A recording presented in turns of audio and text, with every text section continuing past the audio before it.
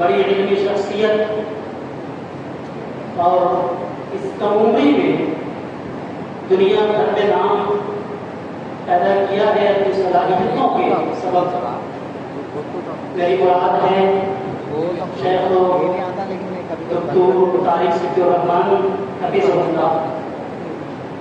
جس طریقے سے آپ نے یہ مقام حاصل کیا ہے، میں سمجھتا ہوں کہ اس میں کہیں نہ کہیں بلکہ بہت زیادہ آپ کے والد محترم کا ہاتھ ہے۔ آپ کے والد گرامی ایک بڑی علمی شخصیت دنیا میں جنہوں نے نام کمایا، بڑی خدمات انجام دی ہیں۔ مولانا صدیق الرحمن ہمارا پورے حفیظ اللہ، بچپن میں اپنے والد گرامی سے آپ کے والد گرامی کا نام سنا کرتا تھا۔ سیرت کے موضوع پر دنیا بھر میں اول نام آنے والی کتاب آپ کے والد گرامی نے لکھا تھا، اور بار بار اس کتاب کو پڑھنے کی ضرورت ہے۔ بار بار شیخ محترم سے گزارش ہے کہ اپنے علمی نصیحتوں سے ہمیں محسوس کرنا۔ السلام علیکم ورحمۃ اللہ وبرکاتہ۔ الحمد للہ رب العالمین، والصلاة والسلام على أشرف الأنبياء والمرسلين محمد وعلى آله وصحبه أجمعين، أما بعد، فيقول الله سبحانه وتعالى: وفي ذلك فليتنافس المتنافسون۔ قابل احترام جامعہ طب کے ذمہ داران، اسٹیج کو رونق بخشنے والے علماء کرام، طلبا اور ان کے والدین، اور ہمارے دینی بھائیوں اور بہنوں، آج کا یہ پروگرام دراصل اس جامعہ کے طلبا کا پروگرام تھا، اور ان کے علمی مظاہرے کو آپ کے سامنے پیش کیا گیا۔ میں اسی تعلق سے کچھ باتیں آپ لوگوں کے سامنے رکھوں گا۔ اس میں کچھ باتیں ہمارے طلبا کے لیے ہیں، کچھ باتیں انتظامیہ سے متعلق ہیں، اور وہیں پہ کچھ باتیں آپ لوگوں سے بھی عمومی طور پہ متعلق ہوگی۔ طلبا کے علمی مظاہرے کے اندر تقاریر میں ان عناوین اور موضوعات کا انتخاب کیا گیا تھا۔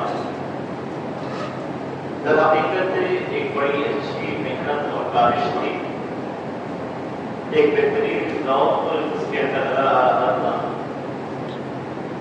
لیکن کچھ موضوعات نہایت حساس بھی تھے، اور طلبا کے عمر کے اعتبار سے یا علم کے اعتبار سے موضوعات کافی اعلیٰ تھے۔ جیسے موضوعات میں بطور مثال اسلام کے اندر رواداری، اسلام میں رواداری، اسلامی جہاد اور دہشت گردی سے متعلق موضوع، ارتدادی ماحول سے متعلق جو موضوعات دیے گئے تھے، طلبا نے محنت کی، اچھے طریقے سے یاد کیا، پیش کیا۔ لیکن حقیقت میں یہ موضوعات ایسے ہیں جو ان کے سر کے اوپر سے گزرتے ہیں۔ خود جس چیز کو نہ سمجھیں، اس چیز کو ان کے اوپر لانا اور اس بوجھ کو ڈالنا یہ مناسب نہیں ہے۔ ہمیشہ طلبا کو ایسے موضوعات دینی چاہیے جو موضوعات ان کے عمر اور علم دونوں کے مطابق ہو۔ بہت بھاری گھر کا موضوعات دینا اور صرف رٹے بتائے جملے کو آ کر پیش کر دینا، یہ زیادہ مناسب نہیں ہے۔ اس تقریب کے دوران کچھ الفاظ استعمال کیے گئے، ان الفاظ کے تعلق سے میں چند تنبیہات ذکر کرنا چاہوں گا، جس سے کہ یہ تمام تقاریر میں ان کے اساتذہ اور معلمین کی کافی محنت نظر آ رہی تھی۔ ایک بچے نے اپنے تقریر کے دوران کہا کہ مسلمان وہ واحد قوم ہے جو آپس میں لڑتے جھگڑتے۔ یہ ہماری ذہنی بستی کی علامت ہے کہ ہم یہ سمجھتے ہیں کہ مسلمان ہی ایسے ہیں جن کے اندر یہ فطرت پائی جاتی ہے کہ وہ آپس میں لڑتے اور جھگڑتے ہیں۔ آپ قرآن کریم کو اٹھا کر دیکھ لیجیے، قرآن کریم کے اندر منافقین کے تعلق سے کہا گیا ہے، یہود کے تعلق سے کہا گیا ہے تحسبهم جميعا وقلوبهم شتى، کہ آپ کو یہ محسوس ہوتا ہے کہ وہ سب مل کے رہتے ہیں لیکن حقیقت میں ان کے دل ایک دوسرے سے برخلاف ہیں۔ قرآن کریم کے اندر مسلمانوں کو یہ ہدایت دی گئی ہے کہ وہ دوسرے قوموں کی طرح نہ بنے۔ دوسری قومیں کے اندر کیا پایا جاتا ہے؟ اختلاف، لڑائی، جھگڑے۔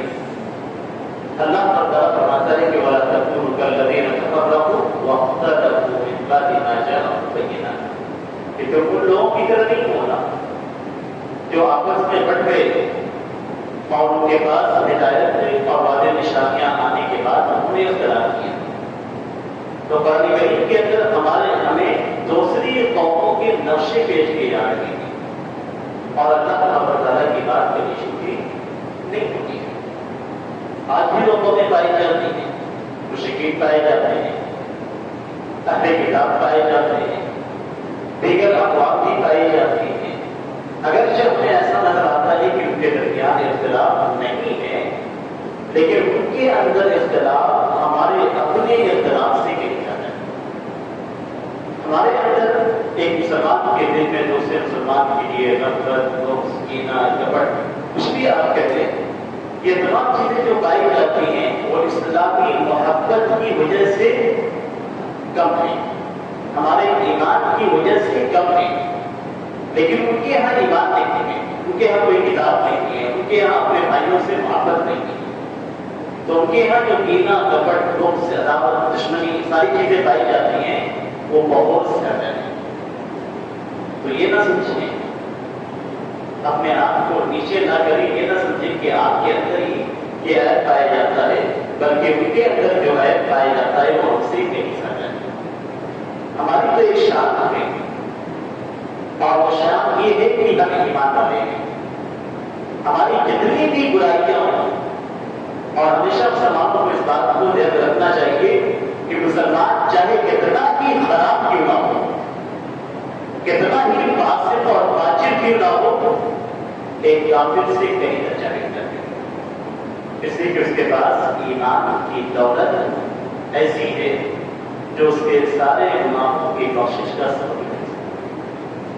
جبکہ کافر کے پاس چاہے کتنے ہی اخلاق کیوں نہ ہو، آپ کی نظر میں وہ کتنا ہی اچھا کیوں نہ ہو، آپ سے اس کا معاملہ کتنا ہی صفائی اور ستھرائی والا کیوں نہ ہو، لیکن اس کے باوجود اللہ تبارک و تعالیٰ کے نزدیک وہ نجس ہے، ناپاک ہے، غلیظ ہے، گندا ہے۔ قرآن کریم کے اندر اللہ تعالیٰ فرماتا ہے کہ انما المشرکون نجس، یہ مشرکین نجس ہیں، ان کے علاقے آپ کو صاف سے نظر آتے ہیں، ان کے بدن آپ کو صاف سے نظر آتے ہیں، لیکن عقیدگی کی جو نجاست اور ناپاکی ہے وہ ان ساری چیزوں میں پائی ہے۔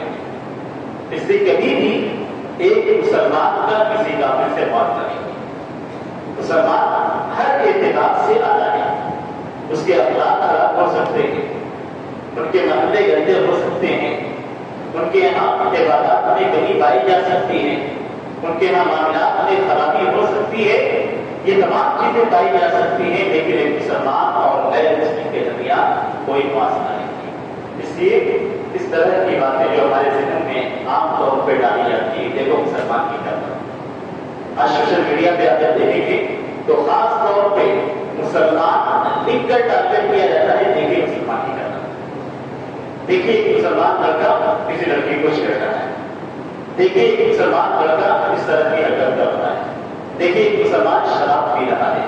اس طرح کی چیزیں آپ کو سوشل میڈیا پہ لاتعداد دکھاتے ہیں، اور دشمن کا مقصد ہی یہ ہے کہ آپ کے ذہن میں پس جائے، آپ ان چیزوں کو دیکھ کر آپ کا ذہن یہ بن جائے کہ مسلمان ہی خراب نہیں، وہ یہ دکھانا چاہتے ہیں، جبکہ ان کے یہاں وہ برائیاں ہزار درجہ موجود ہیں، ان کے پاس ایمان نہیں ہے روکنے والا، شراب پینا ان کے یہاں عام ہے، ان کے یہاں زناکاری عام ہے، ان کے یہاں قانون توڑنا عام ہے، ان کے یہاں غلطیاں اور برائیاں بڑی بڑی ہیں، لیکن اس کے باوجود وہ آپ کے ذہن کو بست کرنے کے لیے آپ کی تصاویر کو، آپ کی ویڈیو کو سوشل میڈیا پہ اپلوڈ کرتے ہیں۔ یہ باقاعدہ ایک منظم شان سے آپ کے ذہن کو بست کرنے کی، کبھی بس نہیں ہونا چاہیے۔ ایک مسلمان کا سپورٹ ہم اس کے اسلام اور ایمان کی وجہ سے کرتے ہیں۔ المسلم اخو المسلم، اللہ کے رسول صلی اللہ علیہ وسلم نے کیا فرمایا کہ مسلمان کا بھائی ہے۔ مسلمان کہا گیا، دوسرے کو مسلمان کہا گیا۔ ان نمبر مومنون اخوہ، مومن آپس میں بھائی ہیں، صاحب ایمان سب آپس میں بھائی ہیں۔ صاحب ایمان کون ہے؟ لا الہ الا اللہ کہنے والا، جو بھی زبان سے لا الہ الا اللہ کہہ دیتا ہے، دوسرا لا الہ الا اللہ کرنے والا اس کا بھائی ہے۔ تو یہ آپس میں بھائی ہیں، اور یہ محبت جو بھائی کے درمیان ہونا چاہیے، آپ کا بھائی کے بھائی سے بڑا کیوں نہ ہو۔ آپ کا بھائی ہے تو آپ کا بھائی اگر تیسرا کوئی اسے مارتا ہے، پیڑتا ہے، نقصان پہنچاتا ہے، تو آپ کے دل کو تکلیف پہنچتی ہے، آپ دفاع کرتے ہیں۔ تو کبھی بھی اپنے آپ کو یا اپنے مسلمان بھائی کو ہم نیچے نہ سمجھیں، اور کبھی یہ نہ سمجھیں کہ ہمارے اندر ساری خرابیاں ہیں۔ نہیں، یہ خرابیاں سارے اقوام کے اندر موجود ہیں، لیکن ہم مسلمانوں کو ہمیں ہائی لائٹ کیا جاتا ہے تاکہ دنیا کو دکھایا جائے کہ مسلمان خراب ہے۔ کیوں دکھایا جاتا ہے؟ اس لیے کہ ہمارا دین بہت صاف ستھرا ہے۔ دین اسلام کی تعلیمات اتنی اعلیٰ ہیں کہ اگر مسلمان اپنا اخلاق، کردار، معاملات اس اعتبار سے کر دے تو لوگ بنا چوچلا بغیر کچھ کرے اسلام میں داخل ہو جائیں۔ تو اسلام کو نہیں کہا جاتا کہ اسلام یہ کہتا ہے۔ مسلمانوں میں خاص طور پہ جو بڑے مسلمان ہیں ان کو دکھایا جاتا ہے کہ دیکھیے بڑے مسلمان اس طرح کے، یہ مسلمان ہوتا ہے، یعنی یہ مسلمان ہے، اس کا مطلب کا اسلام یہ کہتا ہے۔ جبکہ دونوں لوگ کرتے ہیں، یہ سارے مذہب کے اندر دیتے ہیں کہ مذہب کے ماننے والے غلطی کرتے ہیں، جبکہ مذہب ہمیشہ خاص طور پہ آسمانی مذہب ہمیشہ صحیح راستہ دیتا ہے۔ تو یہاں پہ ہمیں کبھی اس طرح کے جملے اپنے لیے استعمال نہیں کرنے چاہیے کہ مسلمان والے قوم ہیں جو آپس میں لڑتے ہیں، بلکہ ہمیشہ یہ کہنا چاہیے کہ مسلمان وہ اعلیٰ قوم ہے جو رب تعالیٰ پر ایمان رکھتے ہیں۔ اسی طریقے سے اسلام اور رواداری سے متعلق ایک طالب علم نے جو بات پیش کی، اس میں رواداری کا جتنا بھی مفہوم پیش کیا گیا چند ایک معاملات کو لے کر صحابہ کرام کے آپس میں تعاون کو چھوڑ کر باقی جتنے بھی معاملات پیش کیے گئے لکم دینکم ولی دین اور اس طریقے سے دیگر آیتیں جو پیش کی گئی، یہ تمام آیتیں رواداری سے متعلق ہیں۔ اس کو رواداری نہیں کہتے۔ رواداری کا معاملہ مانا کیا ہوتا ہے؟ رواداری کا مفہوم یہ ہے کہ آپ دوسرے کے ساتھ اچھا سلوک اختیار کریں۔ صلح حدیبیہ کے اندر رواداری نہیں تھی، وہاں پہ جتنی بھی مثالیں پیش کی گئی یہ ساری مثالیں چند صحابہ کرام کے عمل کے علاوہ، اس کے معاملات کے علاوہ جتنی بھی چیزیں پیش کی گئی یہ چیزیں رواداری نہیں آتی۔ رواداری کا مطلب یہ نہیں ہوتا۔ لقب دینکم ولی دین کا معنی یہ نہیں کہ رواداری ہے تو اپنے دین پر عمل کرو، ہم اپنے دین پہ عمل کریں گے، نہیں، بلکہ وہاں پہ برات کا اظہار کیا جاتا ہے کہ ہم تمہارے دین سے بری ہیں، تمہارا دین تمہارے لیے یعنی ہم اس سے بری ہیں اور ہمارا دین ہمارے لیے اپنے دین کا شکر۔ تو اس کا مطلب یہ کیا ہوتا کہ تم ان کے معبودوں کو گالی نہ دو، بدلے میں وہ اللہ کو گالی دیں گے، دشمنی میں وہ اللہ کو گالی دیں گے، بغیر دیں گے۔ تو ایسا نہیں کہ ان کے معبودات کو ہم باطل ثابت نہیں کریں گے، نہیں، ہم غیر اللہ کے طور پہ یہ بھی بات کی جاتی ہے ان سارے لوگوں کو ہم باطل ثابت کریں گے، اور باطل ثابت کرنا ہی ان کو برا بھلا کرنا ہے۔ گالی دینے کا مفہوم کیا ہے؟ یہی کہنا نا کہ معبود بننے کے لائق نہیں۔ گالیاں دینے کا مطلب یہ نہیں ہوتا ہے کہ ان کو ہر بات کی گالیاں دی جاتی ہیں، نہیں، برا بھلا کہا جاتا تھا۔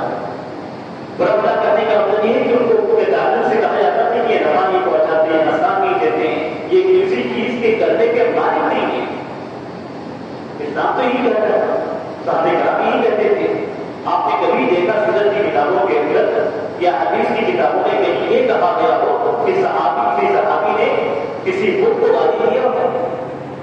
نہیں پائیں گے. تو پھر بھی کیوں منع کیا گیا؟ یعنی ان کے باطل عقیدے کو بیان کرنا ہے ہمیں. لیکن یہ وہ اتنے جاہل ہیں کہ اگر ہم ان کے معبودان باطل کے تعلق سے کوئی بات کہیں گے تو بدلے میں اللہ تعالیٰ ہمارے معبود کے تعلق سے بات کریں گے، نازیبا بات نکالیں گے تو ہم اللہ کے تعلق سے نازیبا بات نہیں سیکھ سکتے. اس لیے ہم خاموشی اختیار کریں گے.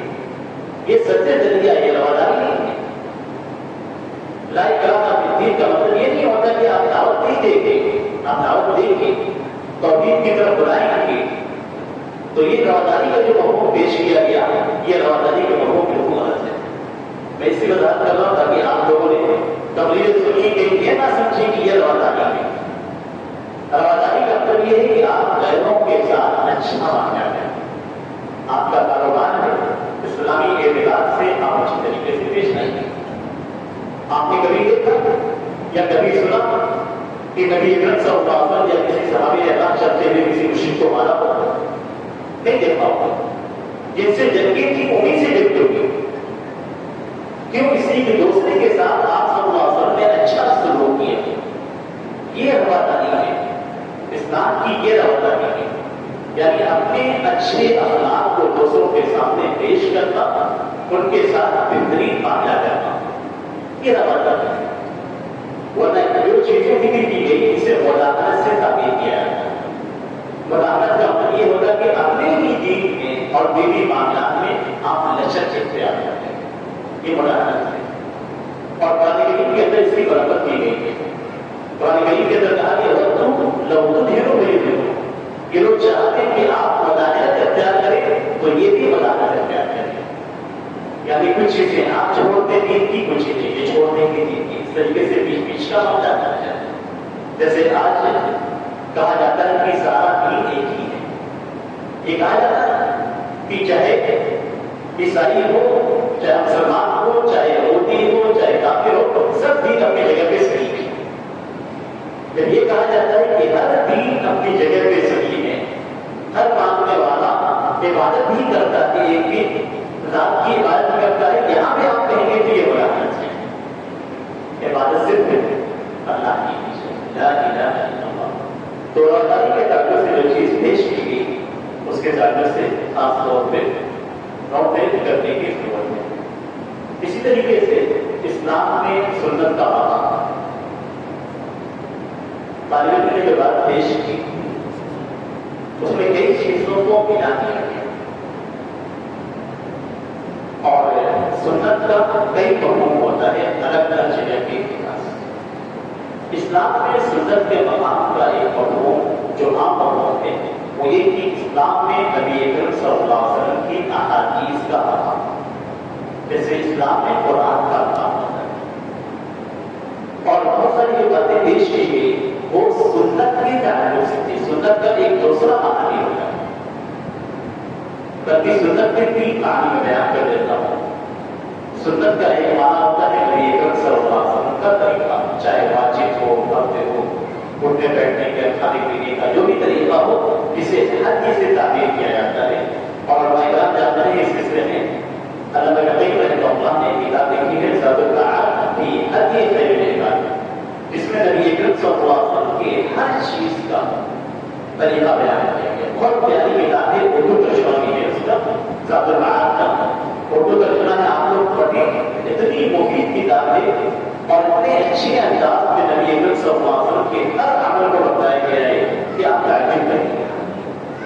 رکوع میں نبی اکرم صلی اللہ علیہ وسلم کا عمل کیا تھا، سجدے میں نبی اکرم صلی اللہ علیہ وسلم کا عمل کیا تھا، تلاوت کے تعلق سے، تلاوت کے تعلق سے قیام کی حالت میں نبی اکرم صلی اللہ علیہ وسلم کا عمل کیا تھا. اس طریقے سے بیان کیا گیا ہے کہ آپ حیران رہ جائیں گے کہ اتنی بہترین کتاب ہے، آپ کو ضرور پڑھیں. اس کتاب کے اندر جو طریقہ بتایا گیا ہے اسی کو اس کو سنت سے بھی تعبیر کیا جاتا ہے. یعنی اس کو کہا جاتا ہے کہ سنت ہے. سنت کا ایک معنی ہو گیا نبی اکرم صلی اللہ علیہ وسلم کا طریقہ.